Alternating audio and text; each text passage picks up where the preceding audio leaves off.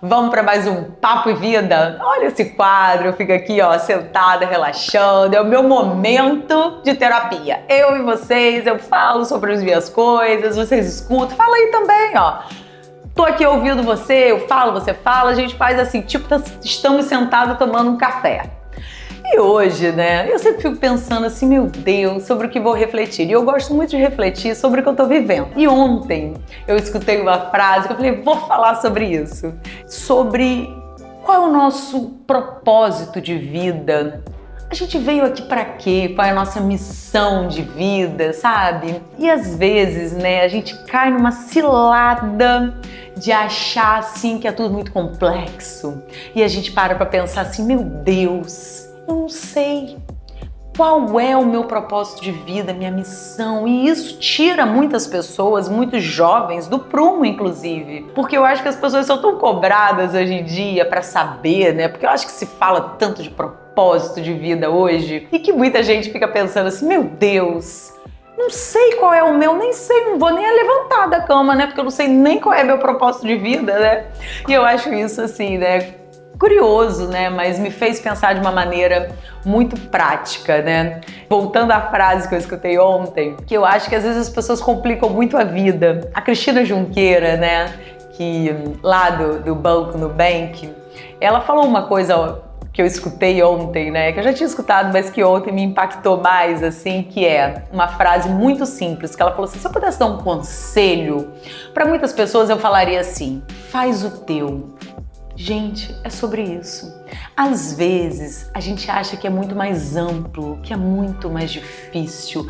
A gente inventa mil coisas, a gente quer olhar para muitos lugares, a gente não faz nada. Se a gente só fizer o nosso, gente, tá ótimo. Porque a gente não pode dar nada de que a gente não tá cheio. Às vezes a gente foca muito em pensar em coisas grandiosas, como, nossa, eu preciso... E eu não tô falando isso muito como uma crítica ou como falando, nossa, eu sou muito superior. Não, eu também me pego falando muito isso. Porque a gente também tem muito aquele sentimento, né? Fé sem ação, né? Fé sem realmente a gente executar alguma coisa, parece uma fé vazia. Então a gente se cobra, eu me cobro um pouco assim de pensar, mas o que eu tô fazendo, como eu tô impactando, sem só pensar em mim, o que eu posso fazer pelo outro. É lógico que isso, eu penso muito sobre isso. Mas se a gente não pensa na gente, se a gente não se desenvolve, se a gente não se centra, a gente não consegue dar nada para o outro. A gente não consegue realmente ser eficiente e fazer com que isso encha a gente, porque a gente só consegue dar o que transborda em nós. Então, como é importante a gente focar na gente, foca no seu. Então, quando a gente... Isso para todos os âmbitos da nossa vida. Então... Por exemplo, né, ontem eu estava no grupo de oração e Alex, né, que é o condutor do grupo de oração que eu vou, ele falou uma coisa que faz muito sentido e que todo mundo já escutou isso em algum momento. Vai tanto à igreja, ó, e só faz coisa errada. Mas não é sobre o outro. E às vezes isso abala muito aquelas pessoas que vão muito à igreja ou que se comprometem muito com uma espiritualidade, né? Porque parece que é hipócrita, mas não é. Não quer dizer que porque você está frequentando, buscando uma espiritualidade, que você é perfeita, né? Isso não te desmerece por você não estar conseguindo ainda. Então eu acho que você está em busca, que bom, olha o quanto você está à frente de tantas outras pessoas. Não quer dizer que você vai sair dali perfeita, não quer dizer que você já vai sair dali seguindo todos os ensinamentos de Jesus, que você não vai pecar. Não, quer dizer que você está tentando, você está buscando ser um pouquinho melhor todos os dias. E é sobre isso, sabe? Trabalha tanto, ó, e vive sem dinheiro. Enfim, eu tô buscando, eu tô me esforçando, eu tô tentando melhorar o meu trabalho. Então não deixa o outro desmerecer você. Não deixa o outro ditar muito como os seus passos. Não deixa ele baixar muito você não, porque é sobre o seu caminho, é sobre o seu desenvolvimento, é sobre o seu tempo, né? Então, e às vezes Isso acontece muito com pessoas próximas a gente. E não estou dizendo que às vezes essas pessoas dentro da nossa família não nos amam. Elas nos amam, mas às vezes elas acham que dessa forma elas estão nos protegendo. Ai, não faz isso não, isso é tanto, Júlia, vai abrir mais clínica para quê? Meu Deus do céu, não já tá bom? Você tem tanto problema. Mas às vezes é sobre o que a gente quer, sobre o nosso sonho grande, sabe? Então, por mais que às vezes a gente escute, mas o outro sempre dá um pouco de opinião na nossa vida sobre a perspectiva dele. Mas a gente precisa se conhecer, a gente precisa de saber o que nos move, o que nos deixa feliz, o que é importante pra gente. E eu acho que isso tem muito a ver com o nosso propósito, com a nossa missão de vida, que é evoluir. Evoluir como pessoa. Eu acho que poucas pessoas estão aqui no mundo com missões muito grandiosas, que já vieram para cá pré-determinada grandes missões.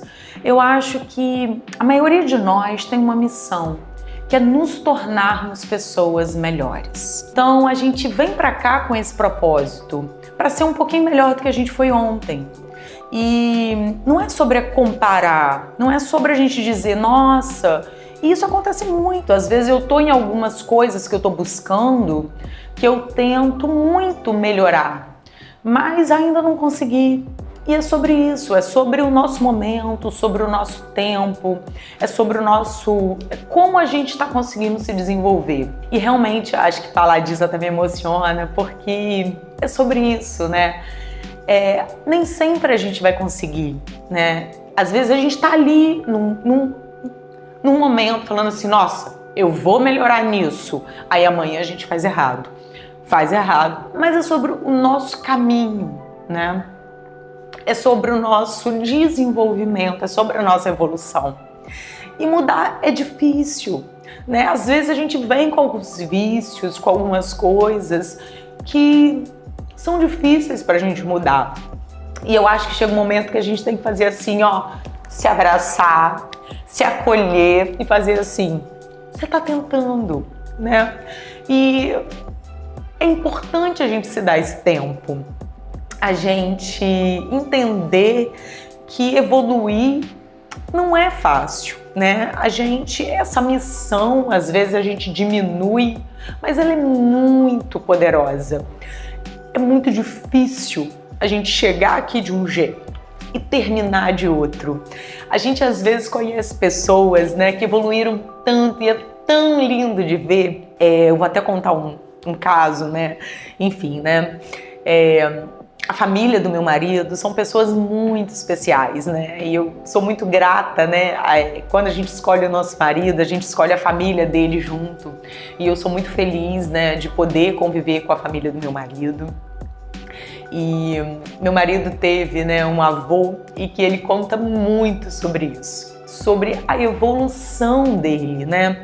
Como ele era ranzinza, bravo, brigava com todos, porque são muitos netos, né? E bisnetos, né, na época, né?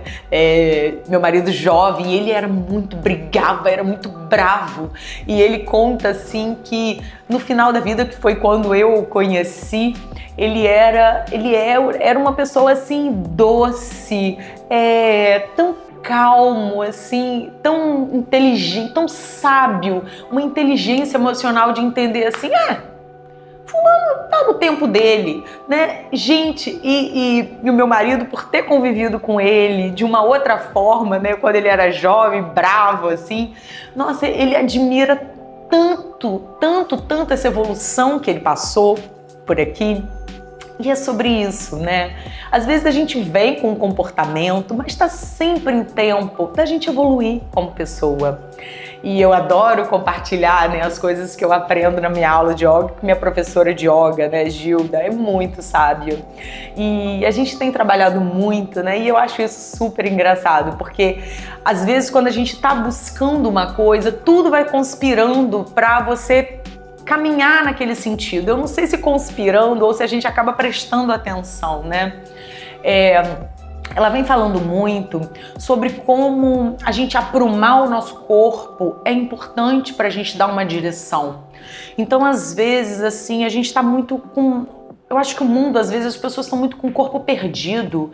O que é um corpo perdido? A gente está num lugar que a gente não tá, a gente está pensando numa coisa, a gente está todo de qualquer jeito, sentado de qualquer jeito, andando de qualquer jeito. Apruma o corpo. Isso dá uma clareza mental a gente, sabe? A gente entende, assim, quando a gente apruma o nosso corpo, assim, que a gente, opa, cheguei, tô aqui.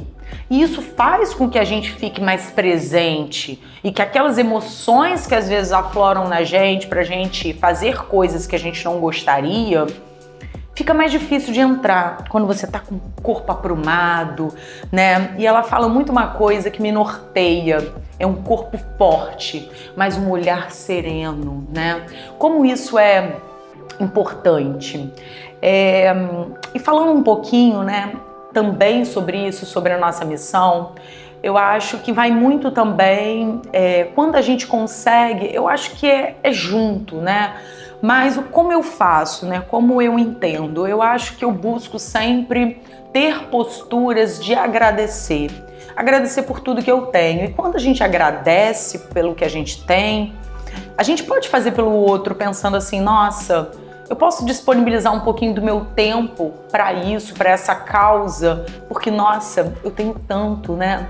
Então isso vai para pequenas coisas ou para grandes coisas que você possa fazer pelo outro.